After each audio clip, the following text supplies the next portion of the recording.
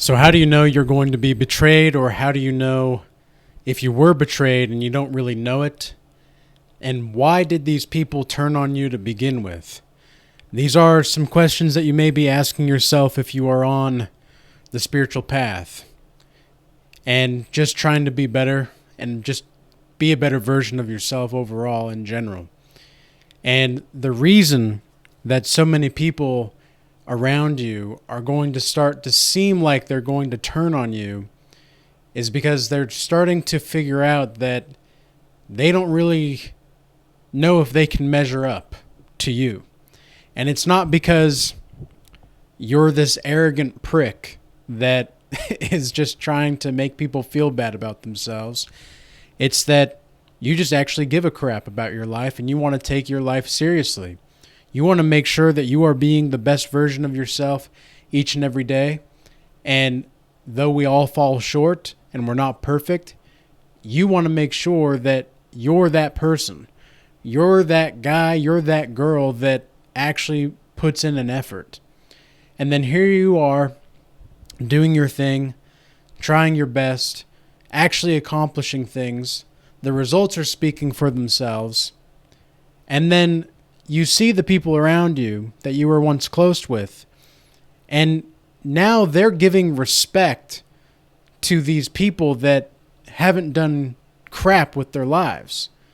They haven't put in a real honest effort, and yet they're the ones getting credit for all of these good things that are going on in their life now, even though it's just been handed to them. But you've had to work for everything that you've gotten. You've had to work for even that paper plate that you had to get.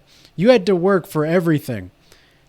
You had to work for those paper and plastic spoons and forks and all of those other things and other items that you're just so grateful to just have in your life.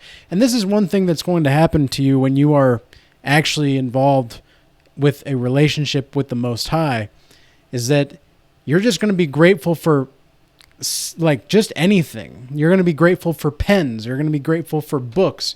You're going to be grateful for this like table.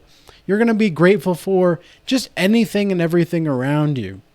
And a lot of the times, these people are going to want to gaslight you and call it accountability toward you.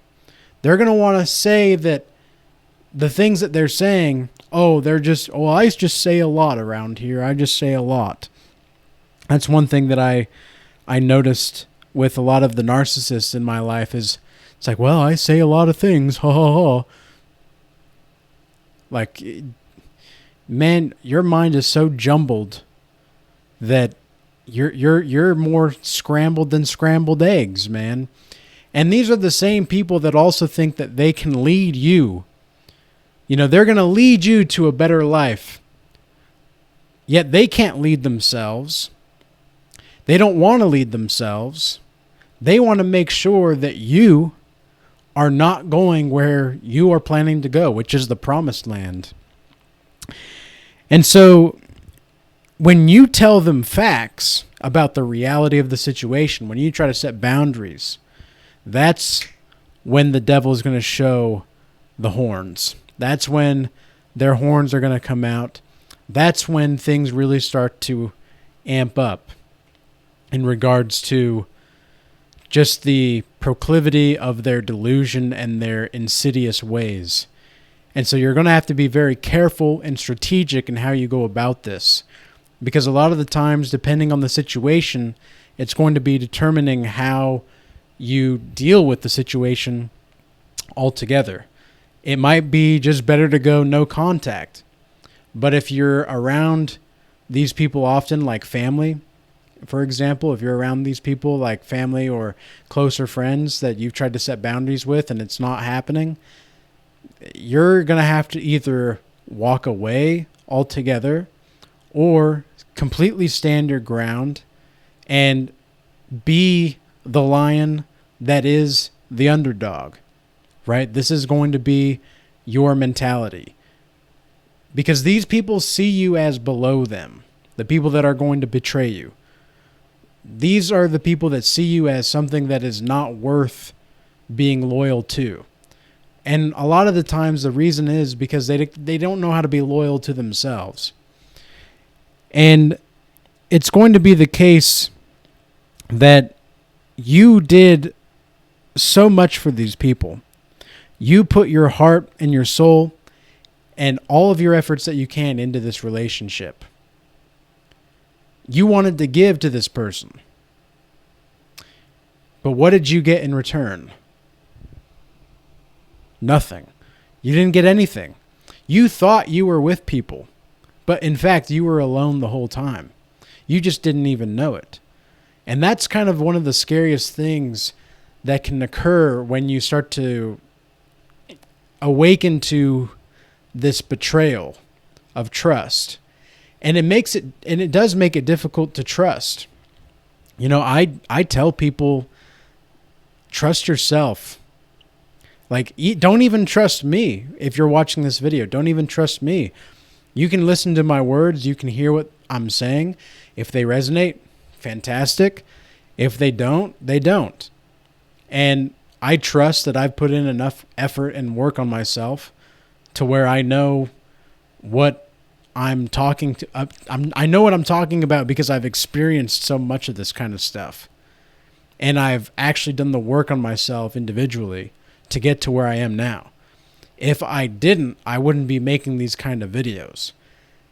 And that was actually one of the reasons why I was so hesitant to start making YouTube videos for so long, was because I just didn't know if I was qualified. I didn't know if I had the authority to speak on this kind of topic or these kinds of topics that I do talk about on this channel.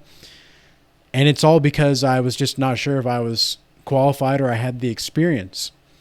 But in hindsight, because hindsight's 2020, in hindsight, it was just the devil trying to play his tricks. It was these echoes of the voices that I've heard from other people, like, oh, are you sure you can do that? Do you really think that's what you want to do? You know, people are going to try to place seeds of doubt in you. These are the kinds of people that are going to betray you. The ones that want to place seeds of doubt because they don't want to see you actually commit to something bigger than yourself because they don't know how to do it themselves. And one of the easiest ways that you can spot a betrayal is just by how people behave around you. If people start to go quiet when you enter the room, oh yeah, there's something going on. You're either in betrayal mode and they were talking about you, or they're scared or they're intimidated by you. And I'm not saying this is necessarily a good thing. I'm not necessarily saying it's a bad thing, because you can just walk into a room. I know sometimes when I go to the coffee shops and there are people that have seen me around, they get super quiet and they start to just look down in a very submissive way. And, you know, as just a person that notices that kind of behavior, I actually appreciate it because it shows me that they're actually either one, showing respect because they have actual respect, or they just don't have a choice but to respect the presence that I have. And that's kind of the goal and the point that I want you guys to get to, is to where you can be able to walk into a room and people don't have to like you, but they can respect you. And that's what it really comes down to, is respect.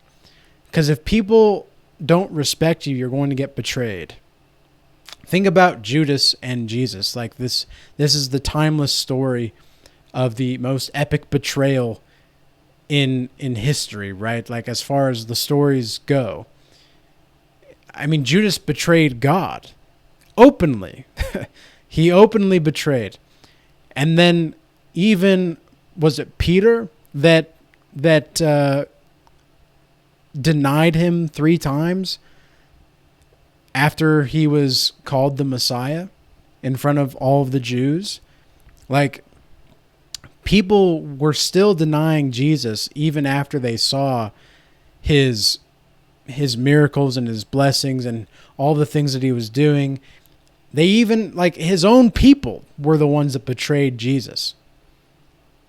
And Jesus knew this was going to happen, but part of the reason that Jesus went through that was so that, and part of the reason why it's one of the worst betrayals, if not the worst betrayal ever, is because now God understands what it's like to be betrayed in the worst possible way. And so if you are betrayed, you can turn to God. You know, you don't have to turn your back on God because God understands these kinds of things. God understands what it's like to be betrayed. God understands what it's like to have to go through all of these kinds of things. God understands. And so when God understands from his own experience, he's able to help you in a much more, how would you say, proactive way, I would say. And so these people are foolish. That's really what it comes down to. They're clowns. They're clowns, and they're acting like they're something that they're not. And here's the thing. Here's what I've noticed. These people can have, like, these people can be making 6 figures a year. These people can be fairly, well adapted to the world. They can have a lot of different kinds of competency and skill. And yet, they're just severely lacking in spiritual wealth. They can have everything as far as the material, but when it comes to their heart, it's grotesque, to be honest. And it makes me wonder how the world keeps spinning around sometimes, because a lot of the times, these people are legitimately insane, some of them. These are the kinds of people that are going to be friends with you one minute, enemies the next. They're going to be talking to you one day, completely ignore you the next. And there's no consistency. There's no consistency with these kinds of people. And that's part of the reason why their minds are so scrambled like eggs. It's because they're just everywhere. They don't really have a focal point. They don't have the source of creation to be stable on. They don't have that rock to be stable on. They're just on this murky sand. It's just this murky sand that has no solid foundation, that is crashed by the waves every few hours. There's a crisis emotionally for them every few hours. And, they just can't ever get a hold of themselves. And so you're going to have to recognize who's stable, who genuinely is stable, because I believe me, people can be making 6 figures. People can be making, I don't even know how much more money, but people can be making a decent amount of money, and yet they're highly, highly, highly unstable people. Highly unstable, emotionally and spiritually. And so for me, I would rather be somebody that is far more stable emotionally and spiritually and physically than to be out crazy, just doing whatever.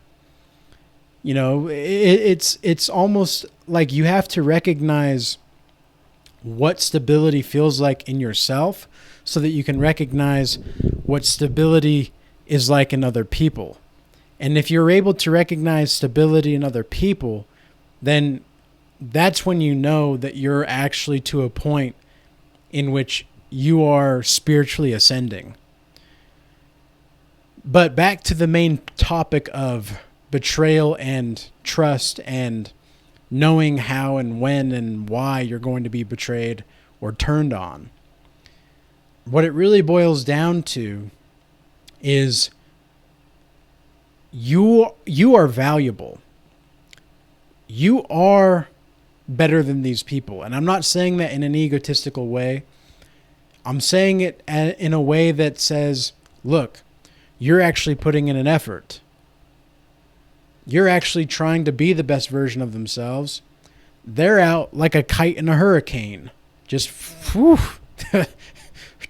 flying away, drifting with the wind. You are the wind. You are the hurricane. You're the one that brings the storm. They're just lost in it. And you're going to need to focus on yourself at the end of the day. And when you are betrayed, it hurts a lot. Believe me, it hurts a lot. And you'll have these people coming back probably. You might have these people coming back in a year, 2 years, whatever. I know with a couple different narcissists that I was dealing with, they stopped talking to me for a year, and then they tried to come back now that they saw that I was doing better. And I said, well, thanks, but no thanks. And I pretty much left it at that. And then for another person, I just completely ignored them altogether, and I blocked their number. And so at least you have peace of mind. Now you have peace of mind. Now you are just having this peaceful, easy feeling on your own. You're still working hard. You're still grinding. You're still hustling. You're doing your work. And when I say hustle, I mean just you're doing what you need to do. And life is just so much better that way. And sometimes it's going to be lonely. You might feel lonely after you're betrayed. That's normal. That's totally normal. But it almost fractures your reality to some degree, because not only do you notice that they're not who you thought and what you thought they were, but now you have to realize that you were naive enough to believe a deceitful person. And that's kind of frightening to really gaze into, honestly. Because you have to take a look at yourself and say, okay, I was fooled. I was deceived. But now what can I do to make sure that doesn't happen again? What kind of behaviors did these kinds of people portray to me so that I know what to look for next time?